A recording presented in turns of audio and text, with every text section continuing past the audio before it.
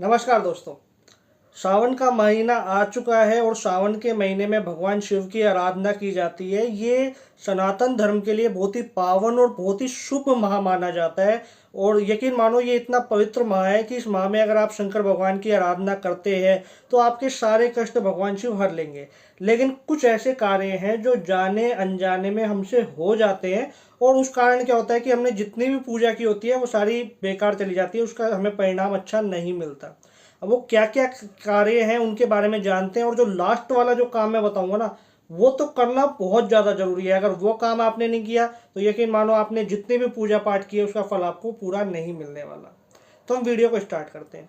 सबसे पहले हम बात करते हैं कि सावन के महीने में हमें क्या करना चाहिए भगवान शिव की आराधना करते समय। तो अगर आप मंदिर जाते हैं या आपने घर में अपने शिवलिंग रख रखा है तो शिवलिंग के ऊपर दूध जल जरूर चढ़ाना चाहिए। अगर आप दही, शहद, घी, दूध, जल, गंगा जल, बेलपत्र चढ़ा सकते हैं तो बहुत अच्छी बात है। यदि ये सारी चीज़ें उपलब्ध नहीं होती हैं आपको तो आपको सिंपल सा काम करना है, दूध ले लो, मिल जाएगा। गंगा जल होगा तो ठीक है, नहीं है तो शुद्ध जो जल आता है वो लेना है ना। उस शुद्ध गंगा जल ले लिया, गंगा जल नहीं है तो शुद्ध जल ले लिया और दूध ले लिया। और बेलपत्र अगर मिल जाते हैं तो बहुत ही अच्छा है। अगर बेलपत्र नहीं मिल रहे हैं तो थोड़ा सा मीठा जैसे बूरा हो गया, घी हो गया, वो आप शंकर भगवान के ऊपर चढ़ा दीजिए। पुष्प कौन से चढ़ा सकते हो आप? धतूरे का चढ़ा सकते हो। और ये एक चीज़ का ध्यान रखना, आप फूल जब भगवान शंकर पे चढ़ा रहे हो तो वो मुरझाया हुआ या ऐसा नहीं होना चाहिए कि वो पुराना हो। इसका बहुत ज़्यादा ध्यान रखना होता है। अगली बात, जब आप सावन के महीने में शंकर भगवान की पूजा करते हैं तो आप शिव तांडव स्तोत्र का जाप कर सकते हो, रुद्राभिषेक कर सकते हो या करवा सकते हो, जो बहुत ही अच्छा माना जाता है। यकीन मानो रुद्राभिषेक अगर आप हर सोमवार को करवा रहे हो तो उससे अच्छी बात तो कुछ हो ही नहीं सकती। लेकिन फिर भी नहीं करवा सकते आप तो रुद्र पाठ जो होता है वो आप करो घर के अंदर, शिव चालीसा का पाठ करो। और एक चीज़ का ध्यान रखो, सोमवार को तो बहुत ज़रूरी है शंकर भगवान की आरती। अगर आप रोज़ कर सकते हैं तो बहुत अच्छी बात है, रोज़ नहीं कर सकते तो आप सोमवार की सोमवार शंकर भगवान की आरती जरूर करें। ठीक है।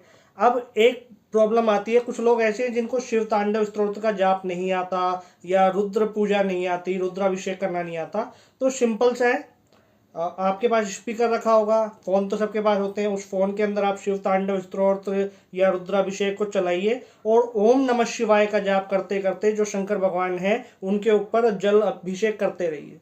वो भी बहुत अच्छा माना जाता है। एक चीज का और ध्यान रखो, पूरे सावन के महीने में काले रंग के कपड़े, गहरे नीले रंग के कपड़े, ब्लैक और डार्क ब्लू कपड़े नहीं पहनने। ये मेल के लिए भी है, फीमेल के लिए भी, दोनों के लिए है। इस चीज़ का बहुत ज़्यादा ध्यान रखना होता है। अगली बात, दाढ़ी बनवाना, बाल कटवाना ये बिल्कुल नहीं करना सावन के महीने में, है ना। और खासकर सोमवार को तो बिल्कुल ही नहीं करना। एक बात ध्यान और रखो कि आप जब सावन के महीने में शंकर भगवान की पूजा कर रहे हैं तो ब्रह्मचर्य का पालन करना बहुत जरूरी है, बहुत ज़्यादा जरूरी है। और ये मेल के लिए भी है, फीमेल के लिए भी है, दोनों के लिए, दोनों को ब्रह्मचर्य का पालन करना होता है। नहीं तो पूजा का कोई आपको सही परिणाम नहीं मिलेगा, उसका कोई अच्छा फल नहीं मिलने वाला। तो ये काम आप लोगों को करने बहुत ज़रूरी है। अब हम बात करते हैं क्या क्या नहीं करना है सावन के महीने में। तो झूठ नहीं बोलना, गुस्सा नहीं करना, लालच लोभ नहीं करना, किसी को धोखा नहीं देना। ये बहुत जरूरी है क्योंकि शंकर भगवान की नज़र सब पे होती है। और जो एकदम पवित्र आत्मा होती है ना, जो एकदम इनोसेंट पर्सन होते हैं, और आप उनके साथ अगर कुछ गलत करते हो चाहे जानने में या अनजाने में तो उसका आपको दंड भुगतना ही पड़ेगा। इसका ध्यान रखना।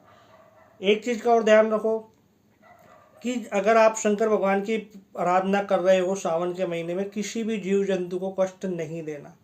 ये बहुत ज़रूरी होता है। भगवान शिव को भस्म पसंद होती है, चंदन पसंद होता है। और आप चंदन लगा सकते हो, चंदन तो हर जगह मिल जाएगा, कोई बड़ी बात नहीं है अगर भस्म अवेलेबल ना हो तो। और भस्म अवेलेबल हो जाती है तो आप भस्म चढ़ाइए, वो भी बहुत अच्छी होती है।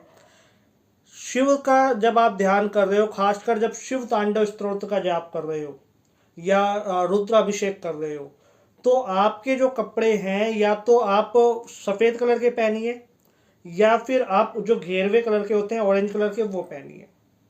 स्नान करने के बाद आपको सीधा शिव मंदिर में जाना है, चाहे वो घर का मंदिर हो चाहे फिर वो आपके बाहर अगर आप कहीं मंदिर में जा रहे हो वो हो। ऐसा नहीं है आपने स्नान कर रहे हुए आपको 2 घंटे हो गए हैं और आप उसके बाद फिर पूजा कर रहे हो, ये बिल्कुल नहीं होना चाहिए। साफ सफाई का जरूर ध्यान रखें। कोई समस्या आती है, कोई प्रॉब्लम आती है तो आप मुझसे भी पूछ सकते हैं। और एक चीज़ और है जो मैंने बोला था लास्ट के अंदर कि ये कार्य करना बहुत ज़रूरी है, वो कार्य ये है कि आपको जब भी आप सावन के अंदर भगवान की पूजा करें, दिन में चाहे सुबह या शाम को पशु पक्षियों को भोजन जरूर कराएं। ये बहुत ज़्यादा ज़रूरी है। और एक नियम बना लो कि मुझे डेली 2 3 5 जितने भी आपकी शक्ति हो, जितना भी आप कर सकते हो, 2 पशु ले लीजिए, 3 ले लीजिए, 5 ले लीजिए, उनको भोजन जरूर कराएं। अच्छा, इन पशुओं में गाय भी आ सकती हैं, बैल भी आ सकते हैं, डॉग्स भी आ सकते हैं, पक्षी भी आ सकते हैं, कोई भी जानवर आ सकता है, कोई भी जीव जंतु आ सकता है। कोई स्पेशल ऐसा नहीं है कि हाँ आपको इसी जीव की सेवा करनी है और इसकी नहीं करनी। जितने भी जीव हैं आप कोशिश करें कि गाय बैल आपने देख लिए, फिर डॉग देख लिए, पक्षी देख लिए, इन सबको ही अगर भोजन करा सकते हैं तो बहुत अच्छी बात होगी। यकीन मानो ये आप काम करोगे तो ही आपको आपकी पूजा का पूरा फल मिलेगा, क्योंकि वो पशुपतिनाथ है भैया। और पशुपतिनाथ भगवान के भक्तों की अगर आपने सेवा कर ली ना, तो वो इतने प्रसन्न हो जाएंगे कि आपकी ज़िंदगी के सारे कष्ट खत्म कर देंगे। इस चीज़ का ध्यान रखो। शिव चालीसा का पाठ आप कर सकते हैं तो बहुत अच्छा होगा। आप डेली शिव चालीसा का पाठ कीजिए। शिव चालीसा का पाठ नहीं कर सकते तो आप रुद्र पाठ जो होता है वो आप कर लीजिए, या शिव तांडव स्तोत्र जैसा मैंने बताया। और सोमवार को तो खास कर करें। आरती डेली करें तो बहुत अच्छा है, डेली नहीं कर सकते तो सोमवार को जरूर करना है।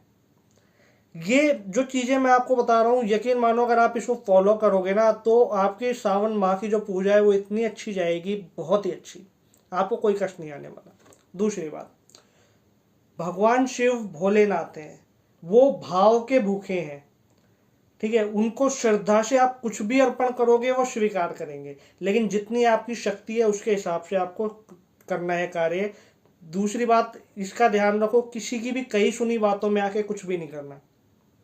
जैसे किसी ने बोल दिया, किसी पंडित जी ने या किसी एस्ट्रोलॉजर ने या किसी और व्यक्ति ने कि आप सावन के महीने में 51,000 की पूजा करा लो, आपके सारे कष्ट खत्म हो जाएंगे, पैसे की बारिश होगी। या किसी ने बोल दिया कि आप 15,000 की पूजा करा लो। तो अगर आपकी शक्ति है तो आप करा लीजिए, लेकिन अगर आप नहीं करा सकते हैं तो आपको डरने की, घबराने की बात नहीं है कि अगर मैंने पूजा नहीं कराई तो मेरे साथ अनर्थ हो जाएगा। कुछ नहीं होने वाला, बेफिक्र रहो।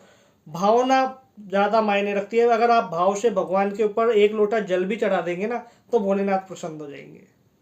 तो इस चीज़ का ध्यान रखना। दूसरी बात, अगर आपको लगता है कि आपके घर में कोई प्रॉब्लम है, जैसे कि कोई जादू टोना, कोई तंत्र मंत्र, या आपके दिमाग में ऐसा वहम है कि हो सकता है मेरे पे किसी ने कुछ करवा लिया, कोई क्रिया करवा दी, मारण क्रिया, उच्चाटन क्रिया, ऐसा कुछ भी करा लिया, सिंपल सा है, किसी के पास जाने की जरूरत नहीं है। सावन महीना आ चुका है, जब आप भोलेनाथ की पूजा कर रहे हैं तो डमरू लीजिए और उस डमरू को बजाइए। डमरू मिल जाएगा और डमरू को बजाते वक्त हर हर महादेव का जाप करते रहिए, और शंकर भगवान का ओम नमः शिवाय का जाप करते रहिए और पूरे घर में घुमाइए। यकीन मानो कोई भी तंत्र मंत्र जादू टोना कुछ भी होगा खत्म हो जाएगा। एक चीज़ और, ये बहुत ज़रूरी है, जैसे सारी पूजा आपने कर ली तो हम क्या बोलते हैं, हर हर महादेव, है ना। जैसे मंत्र जाप भी हो गए, सब हो गए, तो हर हर महादेव हो गया। तो हर हर महादेव की बजाय अगर आप नमः पार्वती पते हर हर महादेव इस मंत्र का जाप करेंगे तो ज़्यादा अच्छा होगा, क्योंकि शिव के साथ शक्ति भी है और शक्ति को पुकारना भी बहुत ज़्यादा जरूरी होता है। तो इस मंत्र का जाप करें, नमः पार्वती पते हर हर महादेव। आपका सावन माह बहुत ही शुभ रहे, बहुत ही अच्छा रहे। आप भगवान शंकर की भक्ति में लगे रहें और इन जीवों की सेवा जरूर करें। इस वीडियो में इतना ही।